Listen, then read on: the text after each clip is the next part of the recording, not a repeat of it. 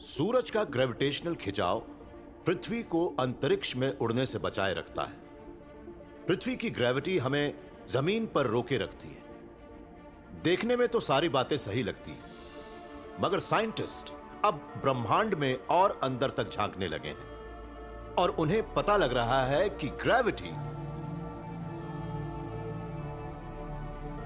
शायद वो नहीं है जो नजर आती है।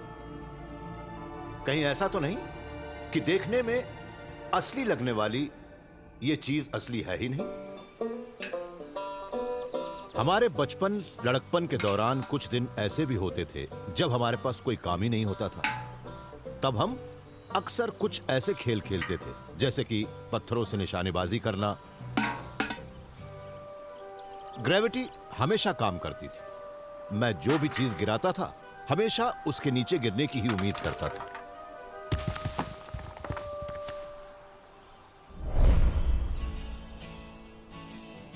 फिजिसिस्ट तो ग्रेविटी से कुछ अलग ही उम्मीदें रखते हैं। वो मानते हैं कि वो एक फंडामेंटल फोर्स है, ब्रह्मांड की मशीनरी का एक अहम पुर्जा है। मगर एक्सपेरिमेंटलिस्ट नरगिस मालवैलवाला इस बात से इत्तेफाक नहीं रखती। अगर ग्रेविटी सचमुच एक फंडामेंटल फोर्स है तो ब्रह्मांड में हम चाहे जहां भी देखें वहां मास वाली हर चीज को एक ही तरह से इंटरैक्ट करना चाहिए।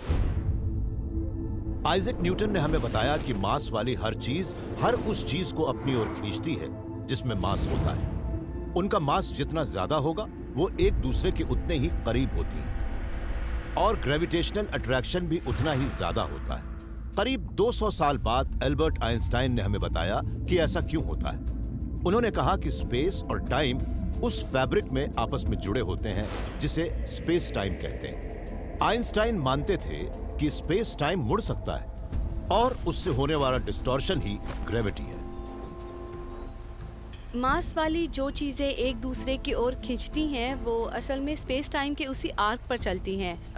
तो आइंस्टाइन के मुताबिक मास ही स्पेस टाइम से कहता है कि उसे किस तरह से मुड़ना है और फिर स्पेस टाइम का आर्क भी मास से कहता है कि उसे किस तरह बढ़ना है। आइंस्टाइन ने यह भी कहा था कि जब मास वाली चीजें आगे बढ़ती हैं तब वो स्पेस टाइम के फैब्रिक में छोटी छोटी ग्रेविटेशनल रिपल बनाती हैं। फिर वो ग्रेविटेशनल तरंगे हमारे ब्रह्मांड को भर देती हैं। नरगिस मानती हैं कि अगर वो तरंगे काफी बड़ी हों तो हम उन्हें देख सकते हैं। अगर मैं किसी तालाब के बीच में एक सेब गिराती हूँ तो उससे बनने वाली लहरें मुझे किनारे पर नहीं दिखेंगी क्योंकि वो किनारे तक नहीं पहुँच पाएंगी। फिक्र मत कीजिए नरगिस, ब्रह्मांड में तो सेब से कहीं ज्यादा बड़ी चीजें होती हैं जो वहां तूफान ला सकती हैं।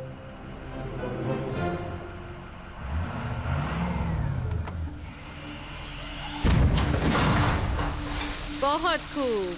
वो ब्रह्मांड की उन ग्रेविटेशनल घटनाओं जैसे कि तारामंडलों का टकराना या बड़े तारों में होने वाला विस्फोट, इन सब से तो विशाल ग्रेविटेशनल तरंगे पृथ्वी की ओर आती हैं।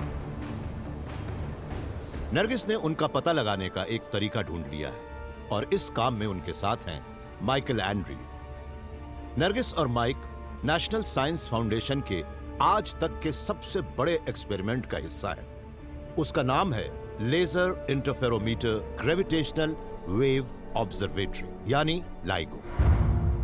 इस विशाल मशीन में लेजर बीमों को एल के आकार में लगी 2 वैक्यूम ट्यूबों में डाला जाता है।